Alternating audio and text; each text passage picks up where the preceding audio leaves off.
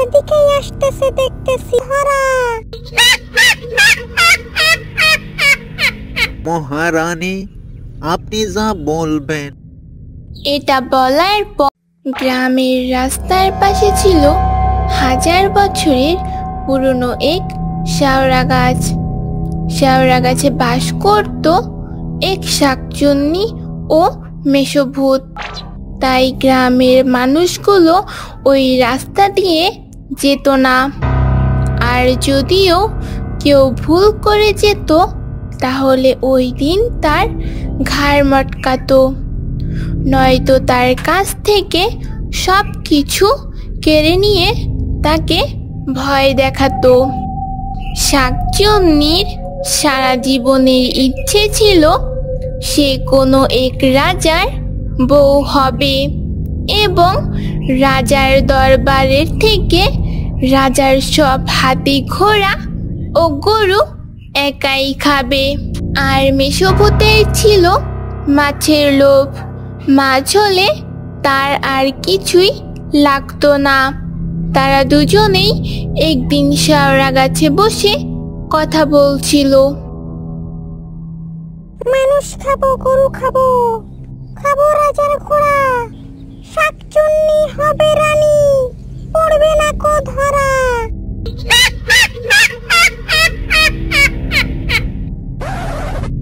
তুই রানী হলি কি আর আমার সাথে কথা কবি? থাকবি তো সেই প্রাসাদে, তখন আর হয়তো আমার কথা মনেই থাকবে না। কি যে বলিস তুই! আমি যদি রানী হতে পারি তাহলে রাজার পুকুর তো তোর থাকবে। এভাবেই চলতো শাকচুন্নি আর মেষভূতের দিন। কিছুদিন যাওয়ার পর রাজ্যের রানী বিশেষ দরকারে গ্রামে আসার জন্য একজন প্রহরীকে ডাকলো এবং বলল, আমাকে বিশেষ দরকারে গ্রামে যেতে হবে, আমার সাথে তুমি কি যাবে? আজ্ঞে মহারানী, আপনি যা বলবেন। এটা বলার পর মহারানী ও প্রহরী রওনা দিল গ্রামের উদ্দেশ্যে।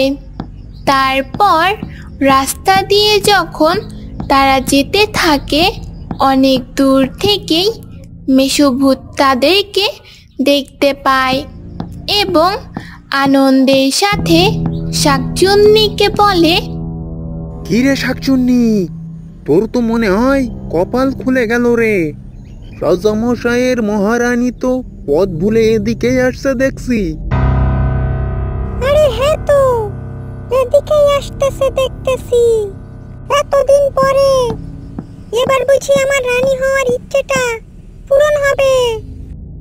মানুষ খাবো, গরু খাবো, খাবো রাজার ঘোড়া, শাকচুন্নি হবে রানী, পড়বে না কো ধরা।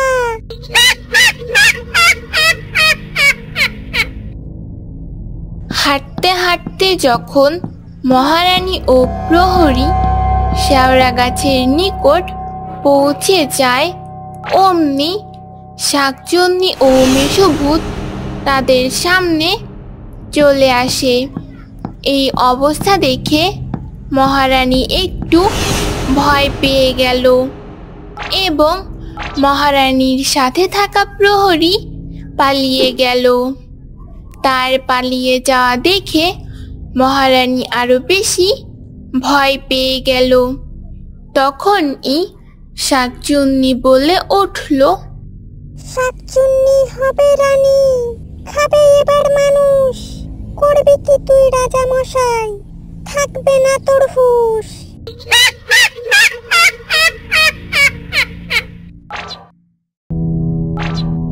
শাকচুন্নি, তুই আর দেরি করিস নে, ওকে এখনই মেরে তুই মহারানী হয়ে যা, তাইলে তুইও মানুষ খাইতে পারবি আর আমিও মাছ খাবো।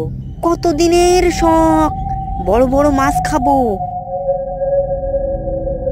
না শাকচুন্নি, তুমি এটা করো না, আমাকে একটু গ্রামে যেতে হবে মাসির বাড়িতে। আমি সেখানে না পৌঁছাতে পারলে অনেক বড় সর্বনাশ হয়ে যাবে। তুমি আমাকে মেরো না। তুমি যদি কিছু চাও তাহলে বলো, আমি করে দিব। তবুও আমাকে যেতে দাও। তোর বিপদ তো আমি কি করব? আমার তো শুধু মহারানী হওয়ার ইচ্ছা। আর তোকে না মারলে আমি কখনো মহারানী হতে পারবো না। তাই তোকে আমি এখনই শেষ করে দিব। তারপরে আমি হব এই রাজ্যের মহারানী।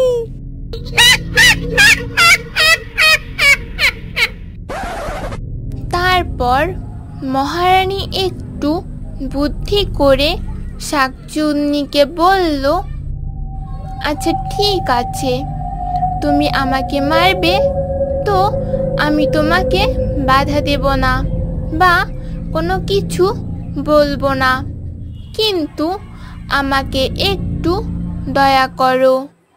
আমি ফেরার পথে আবার তোমার কাছে আসব।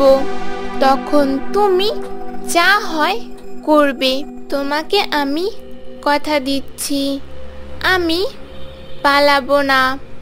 আমি মাসির বাসা থেকে ফেরার পথে অবশ্যই তোমার কাছে আসব। তুমি আমাকে নিশ্চিন্তায় বিশ্বাস করতে পারো।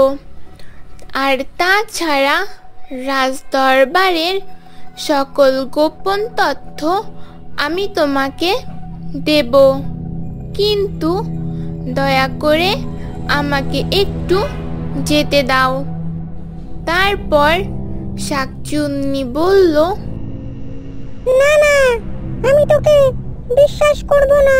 তোর মন ভোলানো কথায় আমার মহারানী হওয়ার স্বপ্নটাই নষ্ট হয়ে যাবে।